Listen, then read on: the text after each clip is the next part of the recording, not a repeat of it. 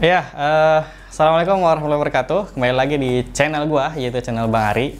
Kali ini kita sudah masuk ke dalam episode kelima dalam membedah buku Reformasi DK ya, atau Doa Kampus. Nah, pada episode kelima ini kita akan membahas tentang bagaimana seorang manusia, yaitu seorang sebagai aktivis ya, apakah dia harus bertindak atau bersikap taat saja, atau dia perlu kritis dalam setiap kebijakan-kebijakan yang dikeluarkan oleh pemimpinnya gitu ya. Nah, kenapa akhirnya gue nulis ini? Karena emang ada salah satu dari sabda Nabi gitu ya, dari hadis Nabi gitu, bahwa sebenarnya salah satu 3 hal yang nggak boleh terlepas dari hati seorang muslim adalah komitmen terhadap jamaah mereka gitu ya. Apapun jamaahnya ya, mau kelompok tertentu gitu, yang penting bagaimana dia bisa komitmen secara baik gitu ya, ketika dia sudah masuk ke dalam jamaah atau kelompok tersebut.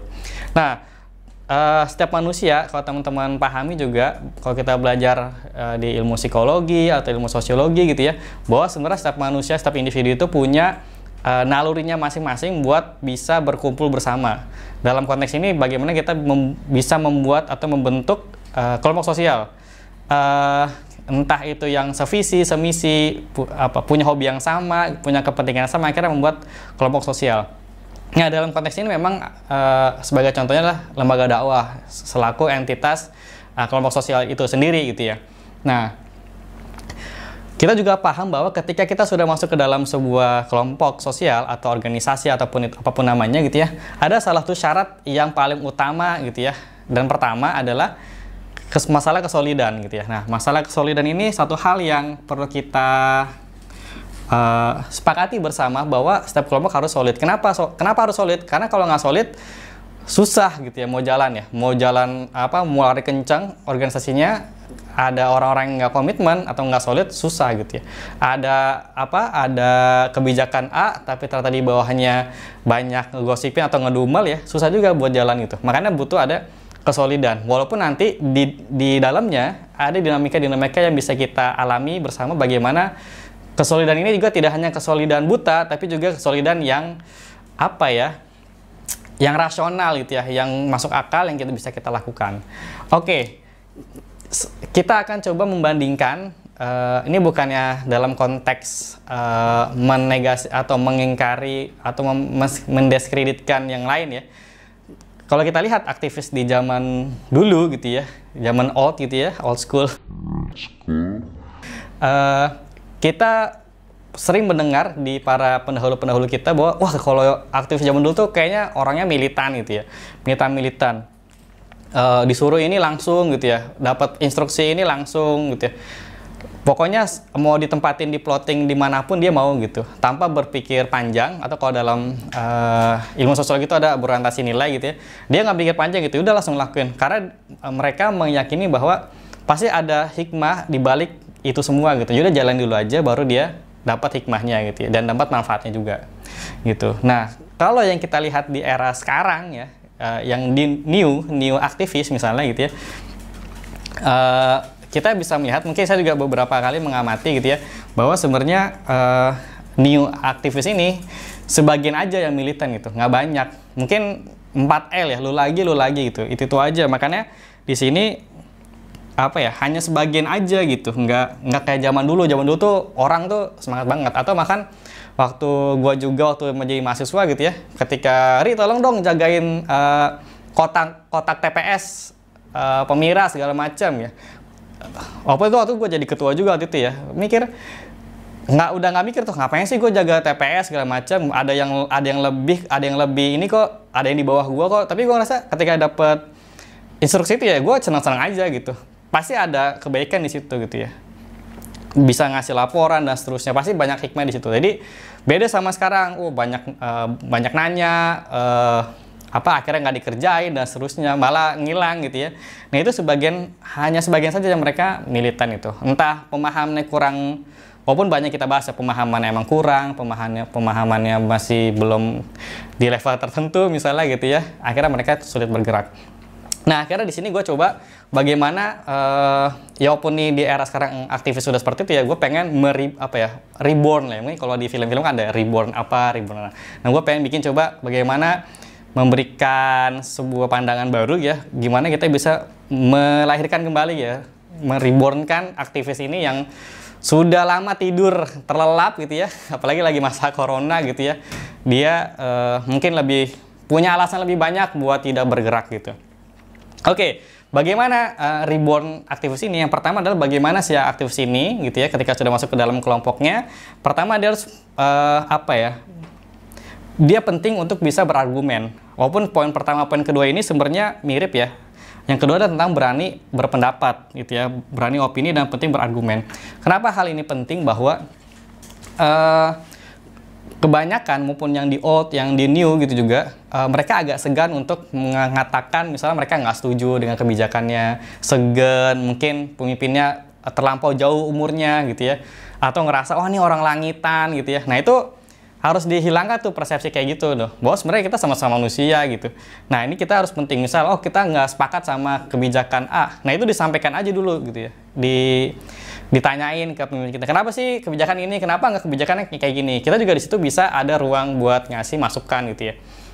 Nah jangan sampai kita cuman jalanin tiba-tiba ngedumel segala macam gitu ya.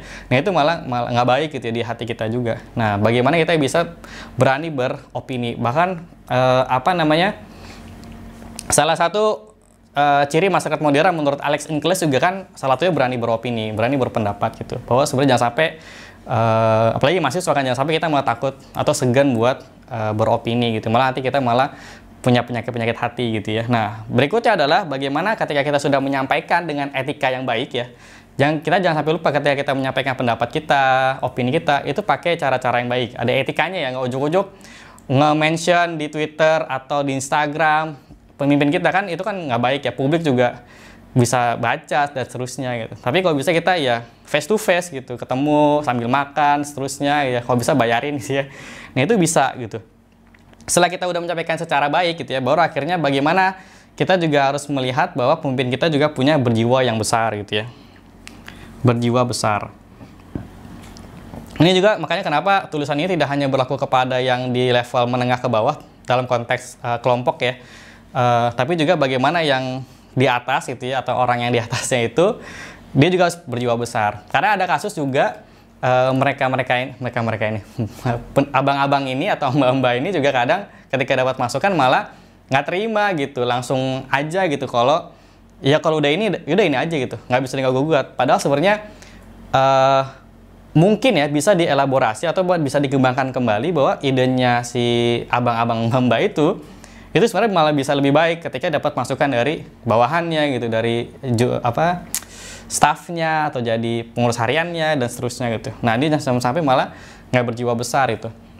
Karena emang agak sulit ya, apalagi kalau misalnya udah punya kekuasaan tuh buat berjiwa besar agak gimana gitu, agak berat gitu ya. Padahal sebenarnya itu bisa kok, yang penting kita bisa, jangan sampai kita jadi pemimpin yang otoriter ya. Kita harus tetap terbuka, open minded sama teman-teman yang lain gitu. Yang berikutnya adalah ketika sudah kita memberikan masukan, pemimpin kita juga sudah berjiwa besar gitu ya, menerima masukan kita dan dikembangkan, tapi ketika pun apapun keputusan nanti setelah dipertimbangkan, kita juga harus, kita taat gitu ya. Jadi sebenarnya bukan masalah kritis atau taat, bukan dua itu pilihannya, tapi bahwa bagaimana dua pilihan ini bisa menjadi gabungan gitu ya, bahwa kita di satu sisi kita bisa kritis, tapi ketika sudah muncul kebijakan kita juga bisa harus taat juga. Karena kalau nggak gini, kelompok kita bisa bubar gitu ya. Yang penting kan kalau dalam konteksnya kan ketika ada sebuah kebijakan tidak mengandung maksiat gitu ya, tidak negatif gitu ya dan seterusnya. Yang penting kebijakannya ada kebaikan gitu ya. Karena emang sama-sama manusia ya, pasti juga ada yang salah segala macam. Nah kita juga harus dalam konteks ini taat gitu ya. Jangan sampai kita tetap ya ngomongin pemimpin kita di belakang, gimana sih si abang ini nggak open minded, udah kita kasih tahu tapi malah ngeyel segala macamnya. Jangan sampai kayak gitu. Nah kita tahu pasti ada kebaikan di situ semua, walaupun mungkin kepentingan kita nggak terlalu diakomodasikan, bahwa sebenarnya nggak semua, karena kebijakan itu kan kalau kata orang bijak kan semua kita itu kan nggak bisa menyenangkan semua orang ya gitu. Jadi kan mau nggak mau kita harus di satu sisi ya udahlah, ada yang suka, ada yang enggak, itu jadi satu hal yang udah biasa lah kayak gitu. Nah, jadi kita harus kritis dan juga harus taat. Jadi kita bisa dalam diri kita bisa dapat dua-duanya gitu, tidak memilih salah satu dari si kritis atau si taat ini. Begitupun ketika gue waktu jadi pemimpin juga di level waktu gue terakhir kuliah juga, ya gue ngerasa ketika ada masukan ya gue bakal ngasih ruang itu buat bagaimana si staff gue segala macam tuh bisa ngasih masukan dan seterusnya. Jangan sampai orang yang punya ide kreatif segala macam malah nggak ada wadahnya, kan kasihan banget gitu. Nah itu pada episode kelima ini, semoga kita menjadi aktivis yang kritis dan juga taat di tataran yang sifatnya kebaikan maupun yang yang bukan maksiat intinya gitu ya. Jangan sampai kita jadi aktivis yang mental afwan gitu ya. Apa-apa afwan ya, ada rapat afwan gitu ya, ada ini afwan, semuanya serba afwan gitu ya. Nah, semoga kita jadi aktivis-aktivis yang terus tetap bergerak ya, walaupun dalam masa pandemi ini juga, apalagi mungkin jadi sebuah tantangan baru buat teman-teman semuanya di kampusnya masing-masing. Itu saja yang bisa gue sampaikan, semoga bermanfaat.